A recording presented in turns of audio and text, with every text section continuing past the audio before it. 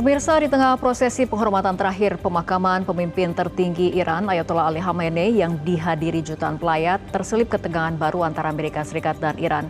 Presiden Amerika Serikat Donald Trump melontarkan pernyataan kontroversial dengan mengaku sanggup melenyapkan semua orang yang hadir dalam pemakaman, namun memilih untuk tidak melakukannya demi menjaga peluang perundingan. Pernyataan tersebut memicu kecaman keras di Teheran. Benarkah ancaman Trump ini hanya sebatas retorika politik atau benar-benar berpotensi melahirkan eskalasi baru di tengah upaya perdamaian? Seperti apa fakta di lapangan? Bersama saya Fitri Megantara, inilah Top Issue. Trump ancam habisi pelayat Khamenei.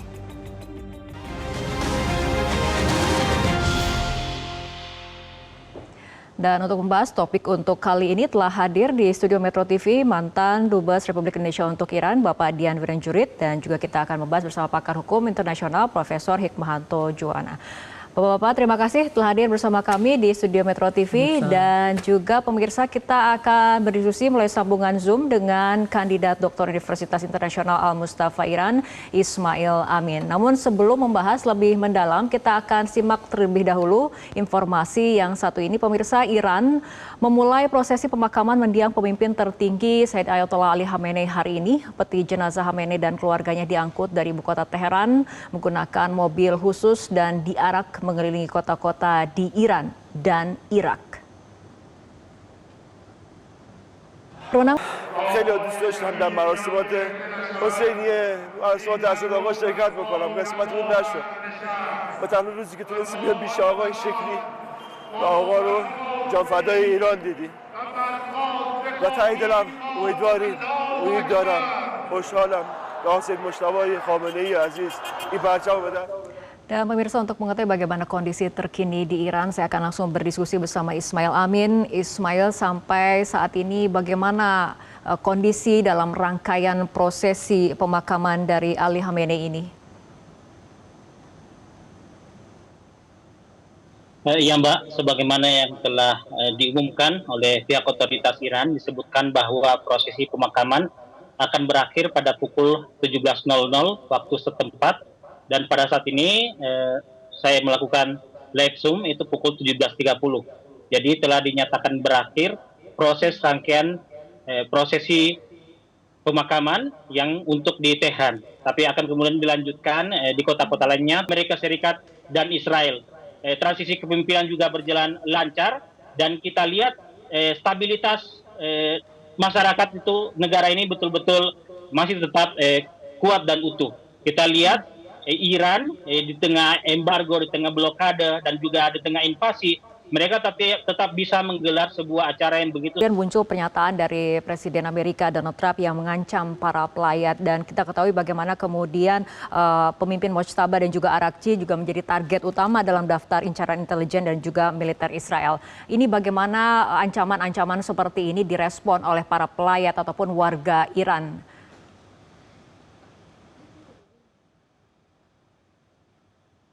Ya, ancaman-ancaman serupa itu memang sudah sering dan kerap disampaikan oleh Donald Trump dan tidak ada yang berubah dari rakyat Iran. Kami lihat sendiri bagaimana mereka turun ke jalan dan juga memang telah disaksikan oleh seluruh dunia karena telah menjadi sorotan dunia saat ini. Mereka dengan jumlah jutaan turun ke jalan tanpa ada rasa kekhawatiran dan ketakutan sama sekali. Justru ancaman dari Donald Trump ini semakin membuat mereka semakin semangat dan ingin menunjukkan kepada Donald Trump bahwa target mereka membunuh Ayatollah Ali Khamenei itu betul-betul tidak tercapai. Karena targetnya adalah mengganti rezim, merubah rezim, tapi rezim tetap bertahan. Mereka juga ingin memecah Persatuan Nasional Iran, tapi Iran sampai sekarang masih bisa menunjukkan bahwa Persatuan Nasional mereka masih kuat dan kokoh, dan juga stabilitas negara mereka masih tetap ada. Air gizi, basis, kepolisian, keamanan, itu dengan sigap siaga menjaga prosesi pemakaman ini berjalan dengan lancar. Dan alhamdulillah 3 hari selama prosesi pemakaman ini, pemberian penghormatan terakhir terhadap Ayatollah Sayyid Ali Khamenei, itu Iran memang diliburkan secara nasional. Dan tidak ada yang kemudian bisa dikatakan bahwa acara prosesi ini tercederai. Belum ada laporan terkait jumlah ada korban jiwa dari desak-desakan yang terjadi dengan jumlah pelayat begitu sangat besar. Juga tidak ada belum ada laporan yang menyebut informasi mengenai kehadiran dari Mojtaba dalam rangkaian prosesi pemakaman ini?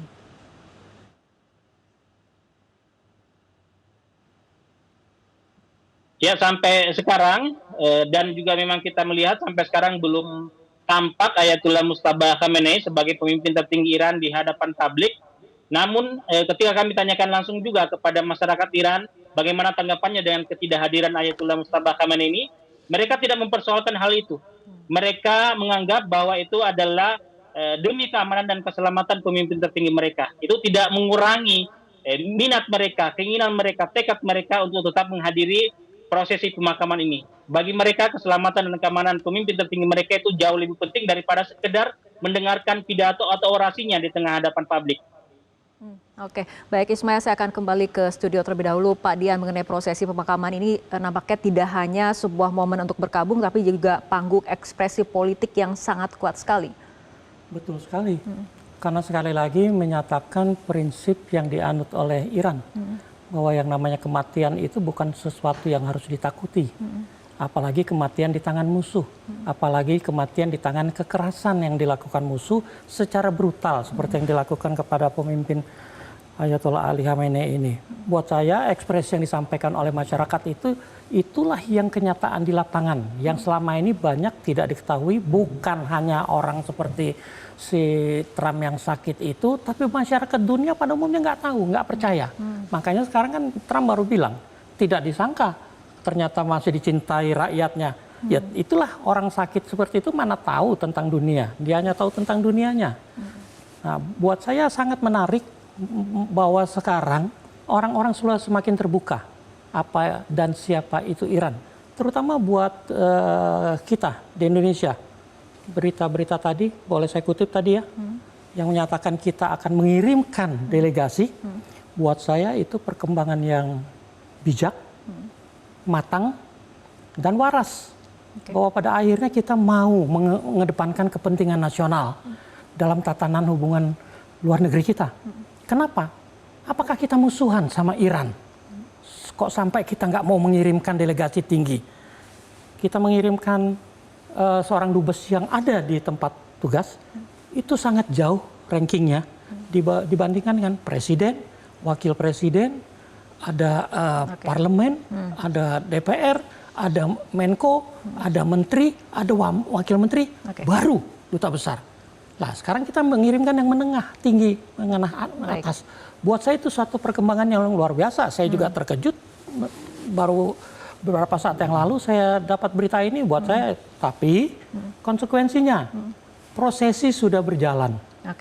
Berpindah dari Teheran ke kota yang lain. Artinya kan kerepotan buat pihak Iran, protokolnya. Mengatur kapan di mana Indonesia bisa dicicipkan. Itu pekerjaan yang tidak mudah. Dan itu tetap saya sayangkan. Karena kenapa keputusannya selalu telat. Setelah perkembangan di lapangan menunjukkan kalau kita tidak lakukan, kita semakin tertinggal dalam konteks hubungan internasional. Oke, kembali pada hubungan internasional, Pak Prof, ini mengenai pada saat situasi sedang berkabung, tapi kemudian Trump memilih mengeluarkan pernyataan yang kemudian kontroversial seperti itu, ada ancaman-ancaman, dan ancaman itu tidak hanya dari Trump, tapi juga Israel juga kemudian secara terbuka mengeluarkan ancaman mengenai target-target terhadap Mojtaba dan juga Arakci. Ini bagaimana Anda melihatnya? Pertama ya, tentu kita bertanya, konsistensi Amerika terhadap MOU yang sudah diteken itu seperti apa? Karena kan di pasal 1 dari MOU itu disebutkan bahwa kedua negara akan mengakhiri segala bentuk kekerasan, serangan yang ditujukan ke kedua belah pihak. Nah, kok tiba-tiba ada pernyataan dari Trump bahwa dia akan melakukan serangan, ya walaupun ujungnya dia mengatakan kami tidak melakukan itu karena masih dalam proses perundingan. Tapi kan itu sudah merupakan ancaman. Kalau kita lihat di pasal 2 ayat 4 Piagam PBB, itu disebutkan bahwa penggunaan kekerasan atau ancaman penggunaan kekerasan itu dalam satu nafas gitu kan. Nah, yang dilakukan oleh Trump kan pertama itu adalah ancaman. Jadi dunia tentu akan bertanya, model seperti inikah kita harus ikut ya leadership dari Trump ini? Belum lagi pada saat kemarin ini setelah buat pernyataan seperti itu, tiba-tiba Trump menelpon FIFA. Ini kaitan dengan Piala Dunia memang.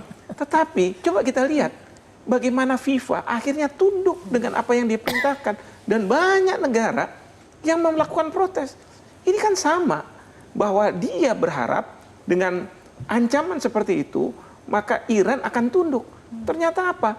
Justru rakyat Iran, tadi dikatakan oleh Mas Ismail, bahwa bersemangat justru.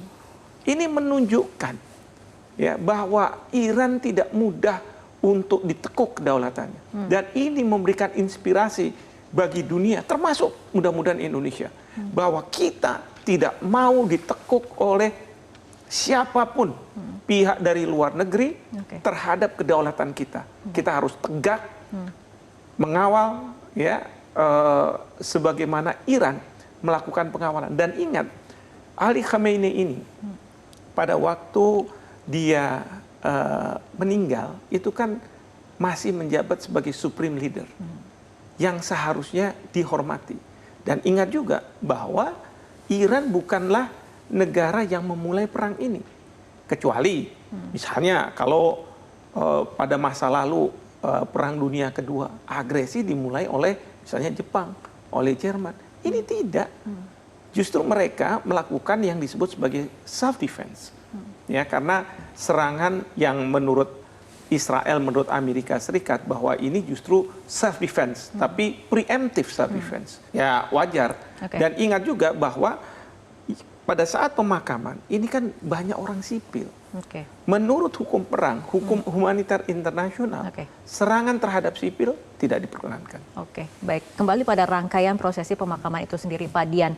Ini rangkaian prosesinya di Teheran 4 hingga 6 Juli, kemudian dilanjutkan ke Qom, ke Najaf, dan juga ke Karbala, Irak. Kemudian di tanggal 9 Juli akan ke Mashhad, seperti itu. Apa catatan Anda dari kota-kota yang dilewati untuk rangkaian prosesi pemakaman dari Khamenei ini? Terima kasih. Ke semua kota yang tadi disebut dan dimasukkan dalam jadwal untuk membawa jenazah Ali Khamenei berkeliling, mulai dari Teheran, Qom, dan Mashhad, itu 3 kota suci di Iran. Karena kota Qom, Teheran adalah tempat tinggal, tempat pusat pemerintahan, tempat tewasnya Ali Khamenei. Qom adalah kota suci, seminari, tempat juga Ayatollah Khamenei dididik, dan Mashhad itu kota suci, tempat Imam ke-8, Imam Reza, dan di mana Ali Khamenei dilahirkan. Buat saya itu wajib. Tapi dalam konteks Syiah, Karbala dan Najaf itu juga wajib karena tempat makamnya Ali dan Husain. Yang buat Syiah untuk bertahan atau membela diri, bahkan sudah siap untuk membalas serangan ke negara-negara sekutunya yang selama ini ikut mengeroyok Iran. Artinya apa? Pengamanan jenazah, arak-arakan jenazah ini sifatnya sekarang lebih ke bukan hanya protokoler tapi keamanan. Artinya pemakaman Khamenei ini saat ritual bertemu dengan geopolitik seperti itu ya? Betul, karena kondisinya seperti itu. Dan kalau kita ingat juga, dengan apa yang terjadi sebelumnya, Iran yang lagi tenang diserang 2 kali berturut-turut, dibantu Israel, apalagi yang kedua di bulan puasa, Iran tidak menghendaki terjadinya hal yang sama dan terulang kembali. Artinya sekarang sudah siap. Kalau dibilang keamanan, artinya apa? Tadi disinggung sama Pak Fitri, bahwa bukan hanya udara yang ditutup, tapi seluruh Iran sekarang ini siaga 1. Itulah kenapa persiapan melakukan prosesi ini begitu lama. Karena menjamin bahwa semua unsur, katakan oposisi yang selama ini ikut mensponsori demonstrasi yang brutal juga waktu itu, betul-betul di contain, artinya dibatasi ruang geraknya supaya rakyat benar bisa melepas pemimpinnya dengan ketenangan, kedamaian untuk mengantar pemimpin yang sudah mati syahid. Prof, dari pandangan Anda sendiri mengenai rangkaian prosesi pemakaman tertinggi Iran Ayatollah Ali Khamenei ini, soal ini bukan sekedar ritual berkabung tapi merupakan manuver geopolitik berskala besar, pandangan Anda seperti apa, Prof? Kalau dikatakan geopolitik berskala besar, ya sebenarnya dalam konteks apa ya? Karena begini, ini pemakaman tidak kemudian dipolitisir. Ya, pemakaman ini Ayatollah Khamenei itu tidak hanya tapi kemudian narasinya yang bergantung pada siapa yang mereka respect, bahwa yang meninggal itu adalah pemimpin dari sebuah negara dan memang seharusnya mendapat penghormatan yang tinggi. Oke, baik. Saya boleh tambah sedikit? Oke. Sedikit aja. Sedikit saja sebelum kita jeda, Pak Betul, Dian. karena cuma mau bilang begini, dampaknya itu jelas dampak geopolitik.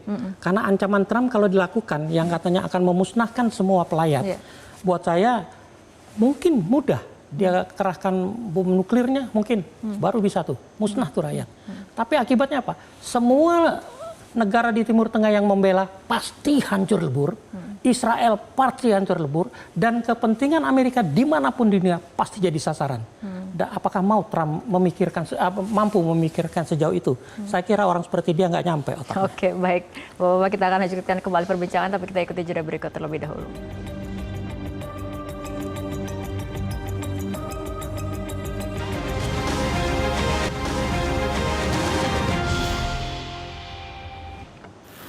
Pemirsa, perbincangan kembali kami lanjutkan. Saya akan kembali ke Ismail di Iran.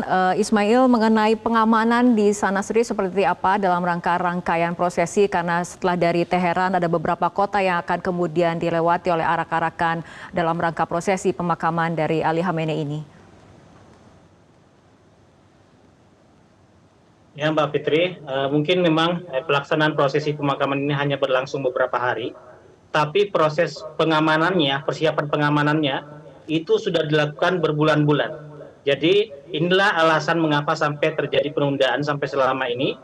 Dan juga memang situasi masih dalam keadaan perang. Kita ketahui bahwa ketegangan antara Iran dengan Amerika Serikat dan Israel itu masih begitu sangat tinggi. Dan juga perjanjian gencatan senjata juga masih sangat rapuh. Namun dengan prosesi pemakaman yang berlangsung selama 3 hari di Teheran ini, yang juga menghadirkan delegasi negara yang sampai saat ini bisa terhitung berhasil, itu berkat pihak keamanan yang melakukan kerja-kerja yang bisa dikatakan sangat luar biasa. Pengamanan berlapis, dan kami lihat bagaimana mereka melakukan pengamanan dari pihak IRGC maupun dari pihak militer, basis, sukarelawan, dan juga dari pihak kepolisian. Itu tiap malam hampir selama 24 jam itu terus melakukan pengawasan dan pengamanan. Dan kita lihat terbukti bahwa prosesi pemakaman ini yang berlangsung selama 3 hari di Teheran itu berjalan lancar. Tidak ada aksi-aksi yang kemudian bisa dikatakan menciderai terjadinya prosesi pemakaman ini. Dan berita-berita sebelumnya, berita-berita yang kita dapatkan itu disebutkan bahwa agen-agen teroris berhasil dibekuk, mata-mata musuh berhasil ditangkap. Itu semua adalah upaya dari pihak keamanan untuk berusaha mengamankan terjadinya pelaksanaan dari prosesi pemakaman yang berlangsung beberapa hari ini di Teheran. Oke, untuk detail puncak prosesi sendiri di Mashhad pada tanggal 9 Juli ini seperti apa nanti jalannya acaranya?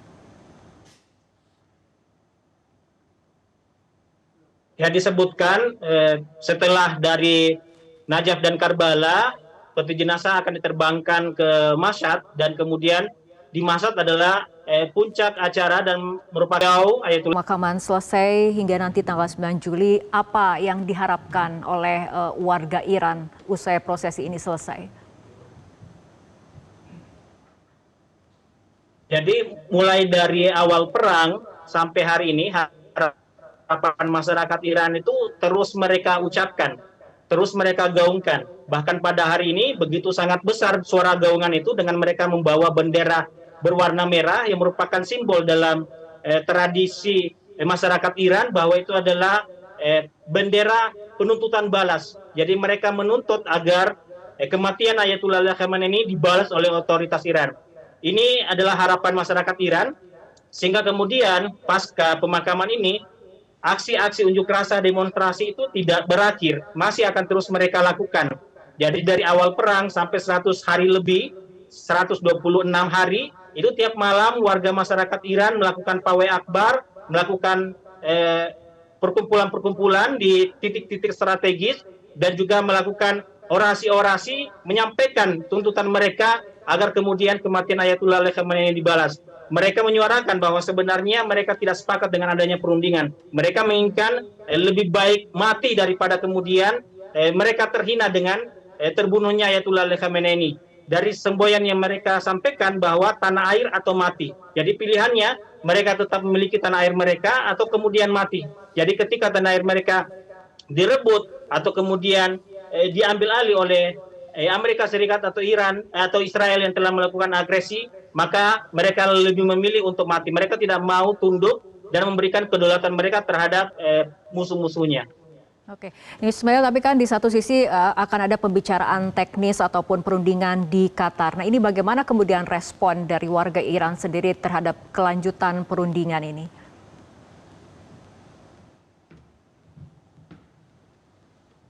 Ya, sebagaimana yang saya sampaikan tadi, suara mayoritas masyarakat Iran adalah menolak perundingan, tetapi yang lebih tinggi dari itu adalah loyalitas dan kesetiaan mereka terhadap pemimpin agung mereka, pemimpin besar mereka, yaitu Ayatullah Mustafa Khamenei, dan memang disebutkan oleh Presiden Pezeshkian bahwa apa yang mereka lakukan selama ini dengan membuka perundingan, dengan melakukan negosiasi dengan Amerika Serikat, itu tetap dalam arahan dan bimbingan dari Ayatullah Mustafa Khamenei. Ini yang kemudian membuat masyarakat Iran lebih tenang dalam menyikapi adanya perbedaan pandangan ini. Dan kita lihat sekali lagi bahwa loyalitas dan kesetiaan masyarakat Iran itu masih tetap terjaga. Bahkan aksi dengan perkumpulan massa yang begitu sangat besar dengan hadir pada prosesi pemakaman ini, itu juga adalah pertunjukan mereka terhadap kesetiaan, bayat mereka terhadap pemimpin tertinggi mereka yang baru. Walaupun kita ketahui bahwa Ayatullah Mustafa Khamenei sampai saat ini, dari awal perang sampai saat ini belum memunculkan diri, tapi itu tidak dianggap sesuatu yang penting bagi masyarakat Iran. Bagi mereka, Ayatullah Mustafa Khamenei, pemimpin tertinggi mereka, itu masih mengendalikan situasi, termasuk masih memberikan bimbingan dan arahan terhadap tim negosiator atau pemerintah Iran terkait dengan perundingan-perundingan yang akan mereka lakukan.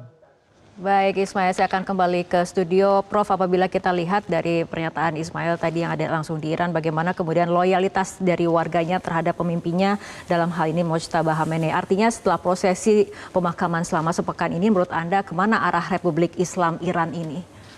Yang pasti adalah mereka akan tetap teguh dengan para pemimpin yang ada untuk bisa menangkal apa yang diinginkan oleh Amerika Serikat, yaitu menguasai Iran, menekuk kedaulatannya. Itu yang mereka katakan bahwa kami tidak akan lakukan itu. Nah, yang kedua, ini juga memberi signal kepada Presiden Trump bahwa yang tadinya Ali Khamenei itu ditewaskan, itu harapannya adalah akan disambut oleh rakyat Iran, bahwa mereka ingin ada perubahan di dalam Iran.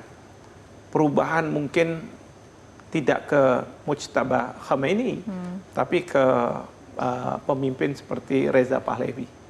Ternyata tidak. Dan mungkin ini membuat Trump terkejut. Kenapa begitu setianya rakyat di Iran terhadap Ali Khamenei. Mungkin juga dari pihak Israel juga terkejut. Jadi assessment pada waktu penyerangan terhadap Iran itu adalah rakyat Iran akan menyambut dengan meninggalnya Ali Khamenei untuk bisa membebaskan diri. Karena kita masih ingat ya, pada waktu Trump itu akan masuk ke Iran, akan melakukan serangan yang pertama, itu dikatakan bahwa banyak rakyat Iran yang berdemo, lalu kemudian sanksinya adalah ada yang digantung lah, ini dan lain sebagainya. Tetapi kalau kita melihat kenyataan seperti ini semua ternyata tidak seperti itu. Ini berbalik gitu ya. Dan justru rakyat Iran itu menurut saya semakin militan karena mereka melihat Ali Khamenei sebagai martir yang tadi dikatakan mati syahid dan kemudian harus dibela. Ini yang membuat apa yang dipikirkan oleh Amerika Serikat dengan melakukan serangan yang mengatakan bahwa sudah runtuh, sudah tidak ada angkatan perang dan sebagainya. Justru sishan kamrata, kalau di Indonesia sistem keamanan rakyat semesta, ini justru yang mengatakan bahwa tidak. Mereka akan teguh tadi seperti Mas Ismail katakan, tanah atau mati. Kalau di Indonesia kita menyebutnya NKRI atau harga mati. Baik. Pak Dian, saya akan bertanya mengenai sosok Mojtaba sendiri yang sampai saat ini masih kemudian tidak pernah muncul di publik. Tapi tahan dulu, kita akan ikuti jeda berikut terlebih dahulu.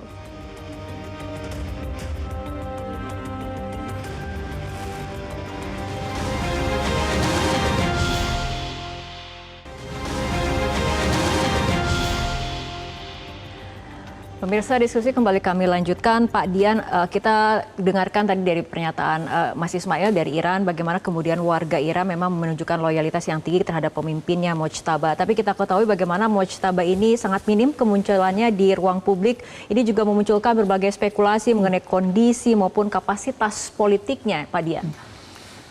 Terima kasih. Sebelumnya saya mau sedikit menambahkan. Mungkin dalam beberapa hal, mungkin meluruskan apa yang saya pahami. Dari pernyataan bahwa berkibarnya bendera merah itu seakan-akan nadanya itu adalah balas dendam, adalah kemarahan, yang konotasinya negatif. Buat saya, pemahaman saya, bendera merah itu satu penghormatan terhadap orang penting. Seperti dikibarkan waktu Qasem Soleimani tewas di Irak. Itu bendera merah berkibar. Kalau yang rakyat biasa bendera hitam, seperti kita bendera kuning. Tapi kalau dikatakan kemarahan tidak, karena buat saya arti kedua dari bendera merah adalah perlawanan. Beda ya sama balas dendam, konotasinya. Perlawanan itu artinya apa? Perlawanan terhadap kesewenang-wenakan, penindasan, penjajahan yang dilakukan oleh siapapun terhadap pihak yang lemah. Dalam hal ini jelas kepada si Trump. Nah, dalam konteks tadi masyarakat Iran sendiri bagaimana? Tolong diingat, masyarakat Iran itu buat saya masyarakat pencinta damai. Jadi tidak ada sejarahnya Iran memulai perang. Termasuk ketika perang Iran-Irak. Ketika revolusi baru selesai, Irak yang menyerbu dibantu siapa lagi? Amerika juga. Nah, berhasil diusir. Sekarang apakah Iran memulai perang? Iran diserang.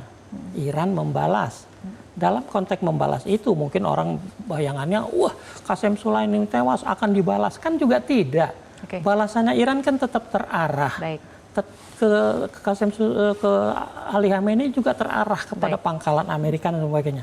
Nah, kalau dibilang itu jadi itulah klarifikasi saya. Tapi kembali kepada ketidakmunculannya Mojtaba, buat saya kalau beredar spekulasi biasa. Berkali-kali Ali Khamenei tidak muncul pun dibilang ada yang sakit, ada yang bahkan meninggal, walaupun belum ada perang ini. Hal yang biasa, semua dilontarkan oleh musuhnya mengingat berbagai cara mereka untuk melemahkan kondisi masyarakat. Terbukti sehat selalu dan tewas justru dibom secara brutal. Juga Khomeini yang pertama, sama karena waktu berkuasa sudah berusia 79 tahun, dianggap tidak akan lama. Makanya upaya menggoyang Khomeini yang dulu itu juga bertubi-tubi. Upaya pembunuhan bertubi-tubi. Nah, buat saya ketidakmunculannya kalau mau dispekulasikan seperti apapun silakan kalau ada faktanya. Segala kemungkinan memang menjadi bisa. Artinya mulai dari katanya cedera lah, luka parah lah, sampai yang selamat. Buat saya semuanya bisa. Tapi kan tidak ada buktinya. Jadi kalau tidak ada buktinya saya cuma begini.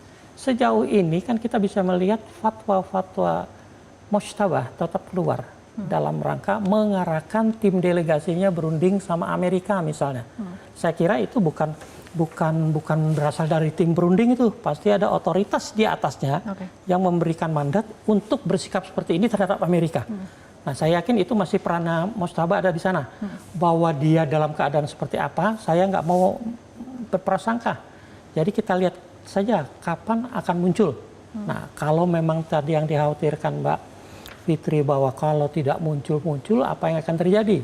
Buat saya tidak ada yang masalah.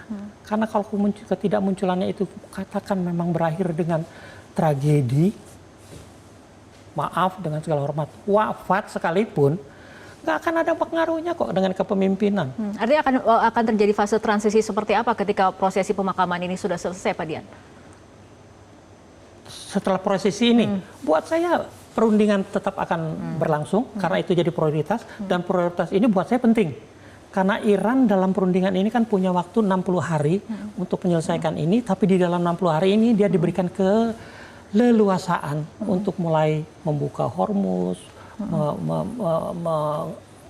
menjual minyaknya dan sebagainya. Buat saya ini peluang yang oleh Iran pasti tidak akan disia-siakan. Artinya apa? Kalau dalam MOU ditetapkan 2 bulan kurang, kan bisa diperpanjang. Buat saya kemungkinan besar perpanjangan gencatan senjata ini akan berlangsung. Karena ini membuat bukan hanya Iran, tapi si Trump sendiri bisa konsolidasi di dalam negeri menghadapi masalahnya dia. Oke. Prof. Apabila kita kaitkan ketika kemudian prosesi pemakaman ini sudah selesai seperti itu, dengan kemudian proses perundingan yang saat ini masih terus berlangsung antara Amerika Serikat dan juga Iran, ini masa depannya akan seperti apa? Ya, mudah-mudahan sih memang bisa sampai pada ujungnya ya, yaitu perjanjian perdamaian. Kalaupun Trump pada saat sekarang melakukan ancaman-ancaman, sebenarnya mungkin saya menduga bahwa itu lebih untuk kepentingan di dalam negeri. Artinya dengan adanya midterm election, Trump harus muncul sebagai pemimpin yang kuat, ya, apalagi menghadapi Iran yang tidak mudah untuk dia kalahkan lah gitu ya. Beliau kan selalu mengatakan bahwa angkatan perang Iran sudah tidak ada lagi, lalu kemudian juga pemerintahan sudah tidak ada lagi. Kalau kemarin ini, kalau kami serang semua, lalu dengan siapa kami bernegosiasi? As if gitu ya, bahwa kalau para pemimpin yang ada di dalam pemakaman ini sudah dihilangkan, itu tidak ada lagi. Lalu beliau akan mengatakan, apa poinnya untuk kemudian kita berunding kalau misalnya seperti itu? Kan kalau menurut saya pernyataan-pernyataan seperti itu, bagi orang yang katakanlah, apa ya, yang wajar lah pengetahuannya, itu kan nggak mungkin gitu. Ya. Nah, jadi menurut saya ini lebih untuk kepentingan Trump di dalam negeri ketimbang untuk di luar negeri. Sehingga apa yang sedang dilakukan perundingan terhadap detail dari MOU ini menurut saya tetap akan berlangsung, dan saya salut dengan Perdana Menteri Pakistan ya yang hadir, karena beliau tahu bahwa sebagai mediator beliau harus dalam posisi yang netral. Kalau beliau tidak hadir, justru akan diterima oleh pihak Iran bahwa Anda akan sangat berpihak pada Amerika Serikat. Nah, dalam konteks seperti ini, saya yakin Perdana Menteri Pakistan memang ingin sekali bahwa apa yang dimulai ini bisa ada ujungnya, ada akhirnya. Dan kita tentu harus support ini karena bagi dunia, ya, perang ini telah membebani dunia. Oleh karena itu harus segera diselesaikan. Tapi kalaupun perjanjian perdamaian ini belum bisa juga sampai pada ujungnya, apakah karena diperpanjang dan lain sebagainya, bukannya tidak mungkin bahwa memang tidak akan ada perjanjian perdamaian, perang akan diambangkan sampai kemudian di pihak Amerika Serikat kita tinggal lihat apakah Trump akan bertahan sampai masanya ya, atau mungkin di-impeach, dan harapannya adalah pemerintahan baru akan mempunyai strategi baru. Demikian juga mungkin kalau di Iran katakanlah begitu, ada sesuatu ya mungkin ada perubahan, tapi sekarang ini tentu kita harus menganggap bahwa semua akan tetap, dan kemudian bagaimana perundingan ini bisa dijalankan. Oke, baik. Bapak-bapak, kita akan lanjutkan kembali perbincangan, tapi kita ikuti jeda berikut terlebih dahulu.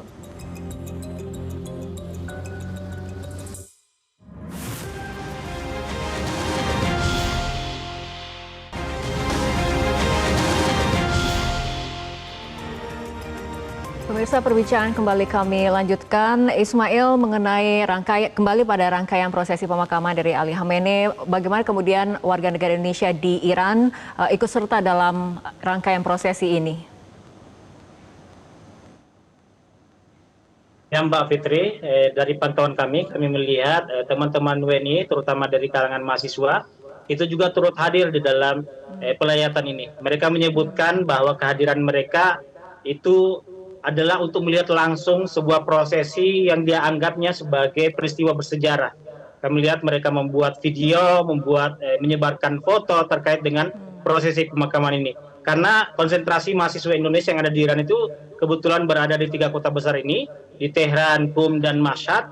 Persiapan-persiapan terkait dengan prosesi pemakaman ini itu telah dibuat konten oleh teman-teman Indonesia yang ada di Iran. Bahkan mereka sudah menyatakan keinginan dan tekad mereka untuk juga ikut berada dalam prosesi pemakaman ini dan melihat langsung. Dan terkait dengan keamanan, tidak ada himbauan khusus juga dari kedutaan. Bahkan kita ketahui bahwa Kepala Duta Besar Indonesia itu juga hadir dalam prosesi pemakaman ini, turut mengatasnamakan pemerintah Indonesia untuk mengucapkan bela sungkawa dan juga memberikan penghormatan terakhir terhadap Ayatullah Sayyid Ali Khamenei. Jadi alhamdulillah sampai saat ini dari pantauan kami WNI masih tetap dalam kondisi yang tetap dalam keadaan aman, meskipun ikut juga terlibat di dalam prosesi pemakaman ini melibatkan sampai jutaan orang. Baik, terima kasih Ismail atas laporannya langsung dari Iran. Dan saya akan kembali ke studio, pertanyaannya sama untuk Prof. Hikmahanto dan juga Pak Dian. Ini dunia sedang menunggu apakah kemudian dalam kepemimpinan, di bawah kepemimpinan dari Mojtaba nantinya ini mampu menjaga stabilitas internal, mempertahankan pengaruh regional, membuka jalur perdamaian, atau justru membawa Timur Tengah pada fase persaingan geopolitik yang semakin tajam. Dari Prof. Hikmahanto terlebih dahulu. Pertama adalah tugas dari Mojtaba adalah bagaimana meredakan kemarahan dari publik Iran atas meninggalnya pemimpin tertinggi mereka yang mereka sangat sayangi. Jadi ini merupakan tugas utama ya, karena kita tidak ingin melihat bahwa justru kemarahan itu diterjemahkan oleh pemimpin-pemimpin Iran untuk melakukan misalnya serangan balasan ke Amerika Serikat. Karena dari yang saya lihat banyak masyarakat di Iran meneriakkan ya matilah Amerika, matilah Trump dan lain sebagainya. Tapi sekali lagi bagaimana bisa benar-benar meredam ini. Yang kedua adalah tentu berkomitmen untuk kebaikan dunia, tidak hanya Iran dan Amerika Serikat, agar MOU yang sudah disepakati ini bisa diterjemahkan dalam perjanjian perdamaian. Dan yang ketiga yang kita harapkan adalah apapun yang terjadi, kita harus memastikan atau dua negara ini harus memastikan bahwa Israel tidak melakukan sabotase yang bisa meletup perang antara Amerika dan Iran. Oke, Pak Dian. Terima kasih, karena saya latar belakang diplomat, saya melihat peluang bahwa perjanjian cepat atau lambat akan dilanjutkan negosiasinya, mau 2 bulan ke depan, mau diperpanjang. Hasilnya pasti sudah dibayangkan harus menguntungkan kedua belah pihak. Yang pasti saya melihat peluang. Dalam 2 bulan ini saja sebenarnya sudah mulai dibuka peluang untuk mulai menjajaki kembali hubungan kita yang sudah dikecewakan, yang sudah mengecewakan Iran. Untuk mengobati kekecewaan Iran itu dengan kita mulai menjajaki, katakan, apa sih yang masalah yang berlangsung selama ini? Ditutupnya Selat Hormuz, kita yang pontang-panting mengatasi kebutuhan energi. Sekarang Hormuz sudah berada di tangan Iran dan mulai diberikan kesempatan. Beberapa kapal mitranya dikasih lewat. Itulah kita masuk untuk mulai mengobati bahwa kita juga membutuhkan Iran seperti dulu, kita saling membutuhkan. Dan buat saya hal ini penting untuk menunjukkan bukan hanya political will, tapi juga kembalinya kita menegakkan prinsip kita. Yang tadi saya sudah bilang, lupa kita sekarang ini sudah, jangan bilang kita non-blok, jangan bilang kita OKI, jangan bilang kita D8. semua itu dilanggar oleh kita sendiri kok. Baik. Untuk mengembalikan itu kita yang harus memulai mendekati Iran. Oke, baik Pak Dian dan juga Prof, terima kasih telah hadir dan berbincang bersama kami dalam Top Issue untuk kali ini. Pemirsa, di balik perang pernyataan dan unjuk kekuatan, dunia berharap diplomasi kembali menjadi jalan utama. Sebab setiap eskalasi hanya akan memperbesar resiko dan memperpanjang ketidakpastian. Pada akhirnya perdamaian hanya dapat terwujud ketika semua pihak memilih menahan diri dan mengedepankan dialog. Saya Fitri Megantara, terima kasih. Sampai jumpa.